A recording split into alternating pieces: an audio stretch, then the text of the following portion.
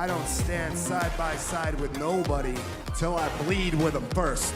What did we just see? You probably think this world is a dream come true. When I step into this ring, yeah, bro, I am addicted. Don't sleep on Luca! Maybe tomorrow we'll all wear 42. If you fight for your dreams will fight for you! Earl Sweatshirt is an American rapper and producer and has been making music since like the early 2010s. He's a rapper who is unique for his flow and style of music, often very somber and grimy in a way. His story is an interesting one, as he's a man who's gone through so much since entering this industry as a teen. His music often depicts the struggles he's gone through in life, as well as his overall feelings regarding the way the world works at times. One thing I will get out of the way immediately is that Earl's music is not for everybody.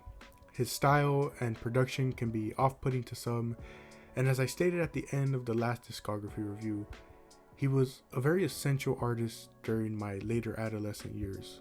With that being said, let us look into his body of work and see just how it holds up to me now.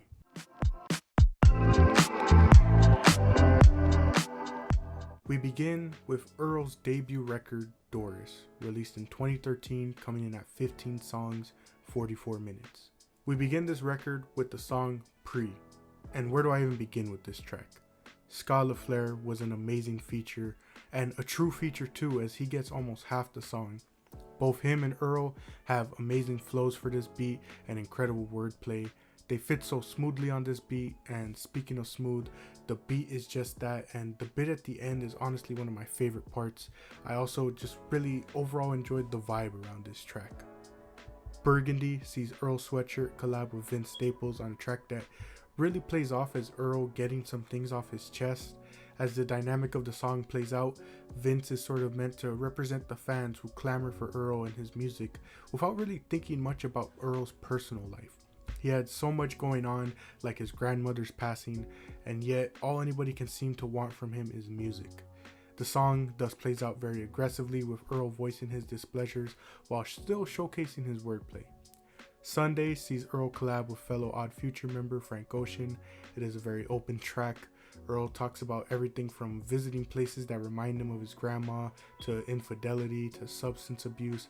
Both lyrically and instrumentally, it is a very raw track. It isn't a super complex beat, but this is mainly due to the focus being on the content. The two men are very open about the struggles that they have gone through in just a short time. Hive sees Vince Staples return, plus the addition of Casey Veggies. This song really plays off as a critique of the rap scene. Every person on this song is all about the life that they speak about. They aren't about the facades. Vince is especially vocal about this. As somebody who grew up in that lifestyle, nothing irks him more than seeing the fake gangsters in the rap world.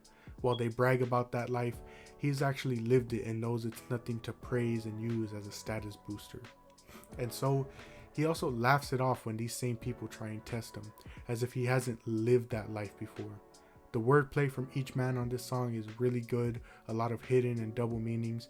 For example, Vince states he's here to save him from the sorbet. Sorbet, many times used as a substitute for ice cream, so he's basically saying y'all are a bunch of tough guys, you aren't the real deal.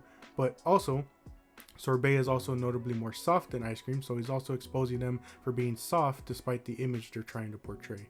A real fun collaboration that is always a highlight of this album for me. After Hive though, we get the main highlight of the album for me with Chum. Chum is a track that perfectly embodies what I meant about Earl's music being a key part. While I don't much relate to Earl's situation, especially on this track, it's the emotions on display where I feel the connection. A majority of Chum is about Earl's life before music, which he has been vocal about in the past. But the main sort of topic is his father's absence and how it affected his development.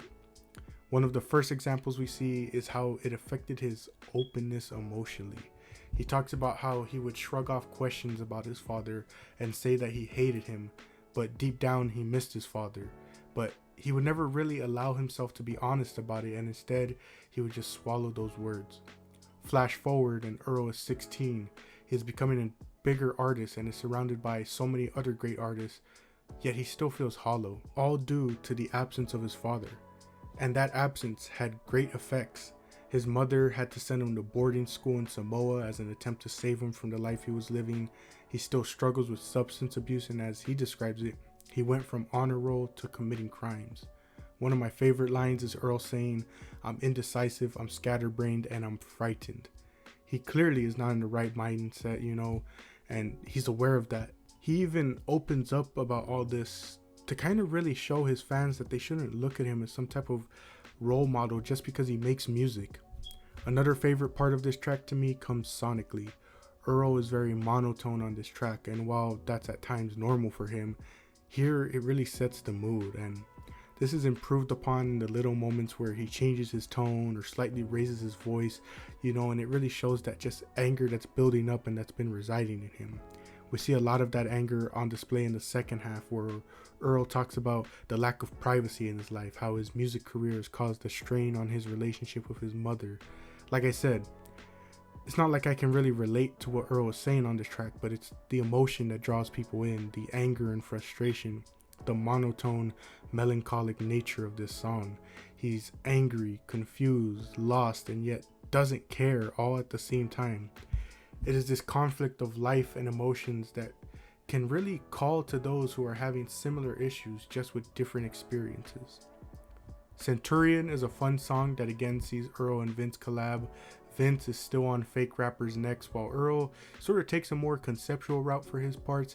His verses are rapping about, the perspective of a criminal working his way up to being a mob boss. My favorite part of this track is the instrumental. It really comes off cinematic in some ways, and it's similar to beats we've talked about in the past, giving off a sort of like paranoia vibe. And speaking of paranoia and almost horror, like 523 really gives off that energy. The piano in the beginning is very ominous, and the lack of vocals on this track really builds up that gritty vibe. I love the use of vocal effects on Guild. Mac and Earl just fit so well together, and the vocal effects just fit that grimy beat that they're on. Molasses is a track that has that old school feel to it, further boosted by the inclusion of RZA. However, a song like this, to me at least, is really where you see a lot of MF Doom's influence on Earl. And then we get to the closing track, Night, which I really enjoyed because it was very different from the rest of the album. It has a similar tone, but almost feels like a more hopeful finish, at least sonically at times. It plays off as Damo and Earl really celebrating their success despite the odds, most notably the effects of growing up without a father.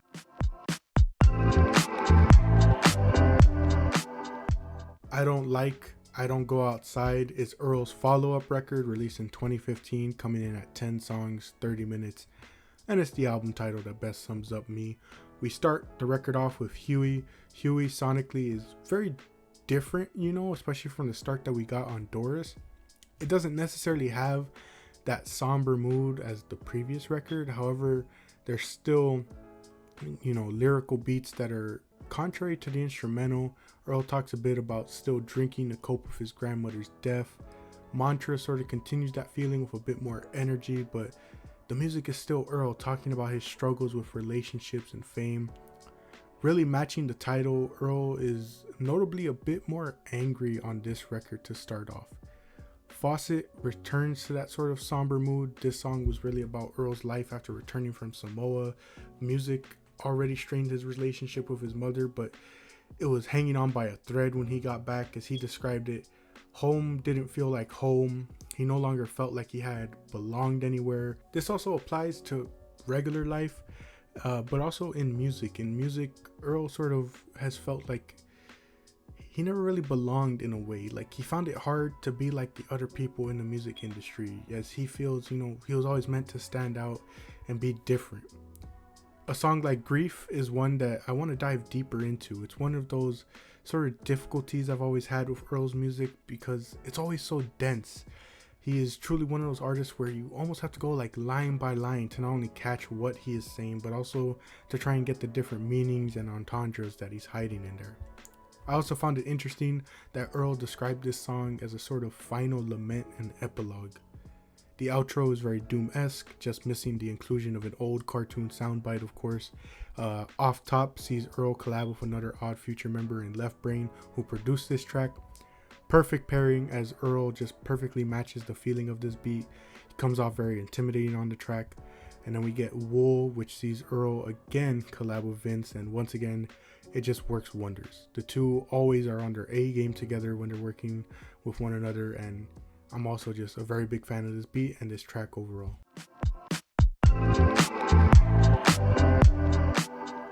Some Rap Songs is Earl's third record, released in 2018, coming in at 15 songs, 25 minutes. Yup, you heard that right. I remember listening to this record when it first dropped and not only being thrown off by its sound, but having to listen more times than usual because of how quickly it goes by. A lot of the songs on here are just a little over a minute long. But getting into it, I mentioned previously that Earl has always been, a bit difficult to catch, because of like I said, it's so dense, there's so much to catch, and personally, that becomes more difficult from this point on. For example, Shattered Dreams is this really soulful song, but there's so much going on. Most notably, the instrumental is louder than Earl, so it makes it even more difficult to really catch some of the things he's saying. Cold Summer was a great track to me. Again, heavy doom influence, but also just felt this one was mixed a bit better. I love the production on this one. December 24 felt like a very raw track, a very real track from Earl.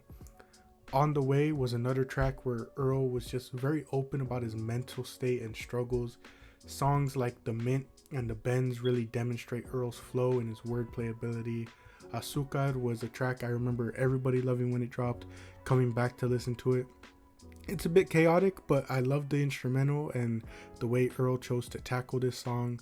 Eclipse is a special song to Earl as it's about openness and vulnerability. It can be a bit chaotic, but I really enjoyed the track and what Earl had to say. Playing Possum is sort of a full circle moment. On the song, we get recordings of both Earl's mother and father. The most tragic part though is that Earl's father would pass away before he ever got a chance to, see this album, before Earl ever got a chance to show him this album. But as Earl puts it, he let his mother and father's speeches take center stage on this track as the main focus about what they had to say. We sort of get a shift with Peanut. I love the sort of darker tone and shift with this song. It's much more ominous and somber than any other track here on this record. And then Earl closes with Riot, which is a full instrumental. An interesting choice, but a very smooth, soulful instrumental to finish off.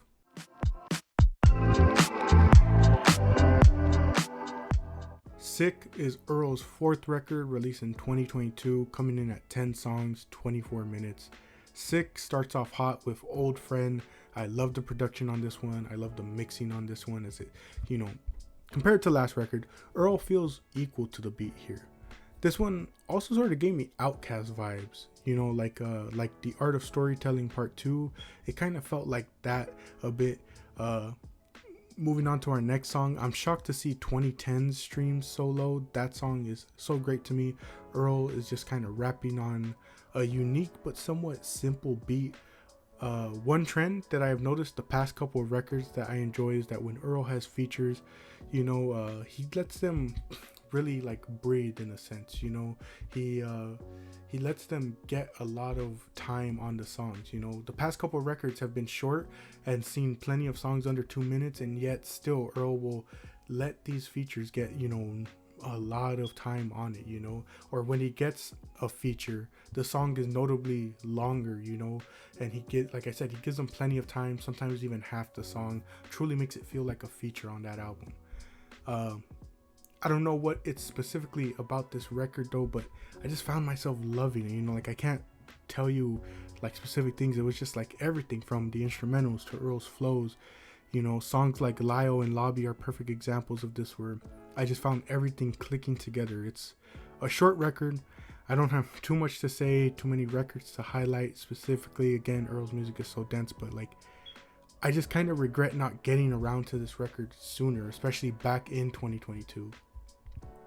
Such a great record, a great year. I know we're already past it at this point, but to this day, I'm seriously debating doing a retrospective for 2022 because it was just an absolutely legendary an absolutely legendary year for music for me personally. was a really great year. So much great work came from it, and this is yet another one that can be added to it.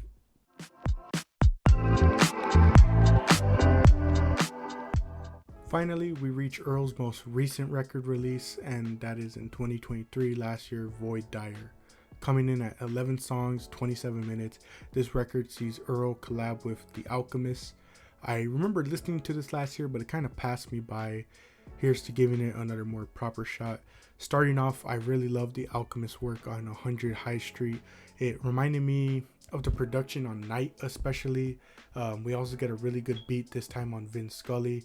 This one is a bit more groovy, and Earl just effortlessly goes along with it. Speaking of groovy, Heat Check sounds like an old soulful track. If I'm being completely honest though, it sounds like Earl rapping on an old Spanish song. As a common occurrence throughout the discography, we see Vince make another feature return, this time on Mancala and The Caliphate. Once again, both songs really good features from Vince. The two of them might go down as an underrated rap duo, if I'm being honest. It just always works when the two of them collab together. And, you know, again, not much to say. I know some of these are shorter than others, but while Earl does have great flows and wordplay, you know, I really enjoyed his work on this one. I think the highlight for me personally is the production. The Alchemist gave Earl some great and unique beats to work on with this one, and I really liked how Earl just managed to work on all these various beats.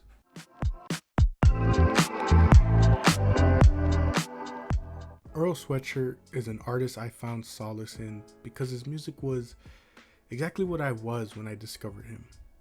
A teenager, sad, confused, and angry at the things that were happening and the fact that you couldn't just understand why they were happening. Anger that builds up and sits within you because there's no proper expression for it, and it leads to issues with emotional repression. Since the first time I discovered Earl Sweatshirt, I have grown, I've matured. I still have growing and maturing to do, but I've grown from the kid I was all those years ago. And as I grew, I'm not afraid to admit that Earl slowly fell out of my usual rotation. I still had some of his music, but I just definitely found myself going to it less and less each time. However, it's journeys like this that I really appreciate, because when I get back to these many songs, I not only look back at those times, but sometimes I find myself still feeling the same way, realizing maybe some of those emotions didn't go away. And the music is once again there to provide solace. For that reason, Earl and his music will always have a place within my story. I'm glad to have rediscovered some great songs that provide equally great comfort and input on different situations. With that all said, as it stands, my current rankings for Earl Sweatshirt's discography goes as follows. I Don't Go Outside at last, despite its relatable title, followed by Void Dire, Some Rap Songs, Doris, with Sick at First. A discography that took me quite some time to really process, but a welcome journey. From here, we pivot.